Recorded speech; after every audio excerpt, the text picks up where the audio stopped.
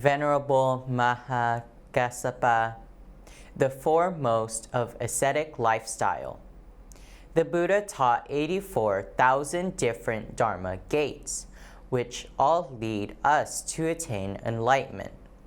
One can choose to practice whichever Dharma gate suits his needs, capabilities, or living circumstances the most. Some people like meditation. Some prefer to recite the Buddha's names or the Buddha's sutras. Some like to memorize the monastic rules of conducts. Some like to offer charity donations to others, while others like to practice walking alms rounds. Whichever way of daily practice, all practices are honorable and deserve respect. Amongst all the Buddha's disciples, Venerable Maha Kassapa was highly regarded by the Buddha for his pure way of living and his adoption of the ascetic lifestyle.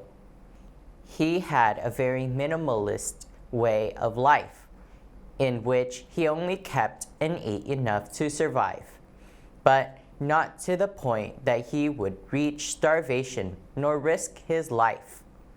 The Buddha and other deities praised him as the foremost of ascetic practices.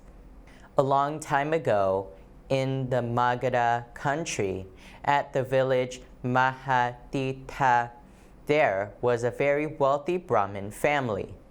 Their monies were comparable to that of the king's wealth. Since Maha Kassapa was the only son of this wealthy Brahmin family, he grew up in abundant wealth and love. His parents hired 4 nannies just to look after him. On top of that, they had many servants to take care and play with him. Maha Kassapa had many marks of a great man that depict an intelligent and blessed person.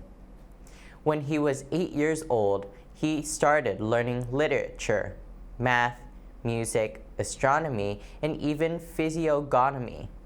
Maha Kassapa learned fast and excelled at everything, even hosting a religious ceremony for 4 seasons, Veda, ancient scriptures, and logic studies. When he grew up, he was different from everyone around him. The young man always felt displeased with crowded places and always preferred to be alone. He never showed any forms of affections towards anyone, even his own parents, when he was away for school. When his parents asked him to marry the most beautiful girl in the country at that time, he still appeared very indifferent about her beauty and continued to stay in his own room. Strangely, the young wife seemed to be happy with that. She hardly ever smiled or talked with anyone in the family. After a while, Maha Kassapa asked her why she did not talk to anyone. She responded, "All this time, I prefer to live a pure and tranquil life. I, despite the 5 desires for wealth, sexual love, food and drink, fame and sleep, your wealth enticed my parents. Thus, having been forced to be married into a wealthy family made me very sad." Realizing that the young woman's wishes were exactly like his, he replied, "So then we both have the same wishes. I'm also not very fond of the traditional family-oriented lifestyle. But I had to marry you to avoid disappointing my parents. Now, we should live and maintain our own serenity. Do you also agree with me?"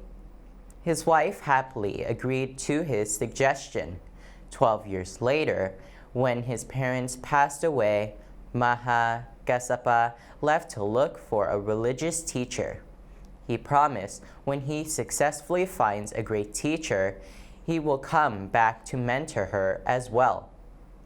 For a long time, Maha Kassapa has yet to find a religious teacher who met his aspirations. One day, he heard people discussing about the Buddha and searched for the Rajagriha capital city.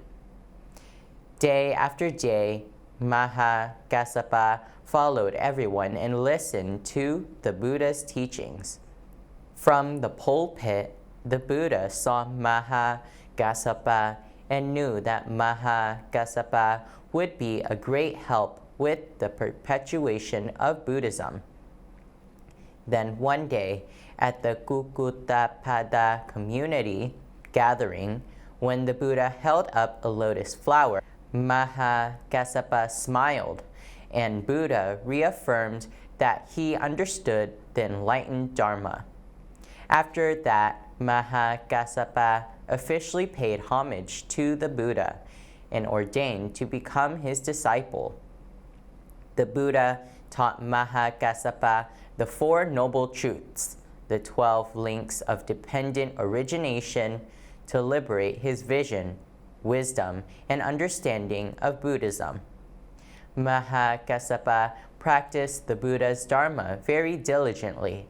He only focused on living a virtuous life, minimizing his desires, and being content with very little needs, because that is also an indirect way of propagating the Buddha's teachings.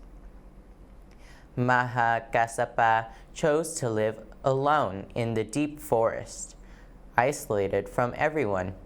When he wanted to provide blessings for others, he walked alms rounds.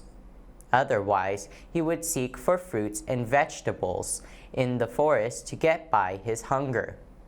Regardless of his declining health, graying beard, and thinning body, Maha Kassapa never neglected his practice of the Dharma. Venerable Maha Kassapa deserved the Buddha's praise of a virtuous Buddhist monk as follows: the bhikkhu who abides in loving kindness, who is pleased with the Buddha's teaching, attains to that state of peace and happiness, the stilling of conditioned things.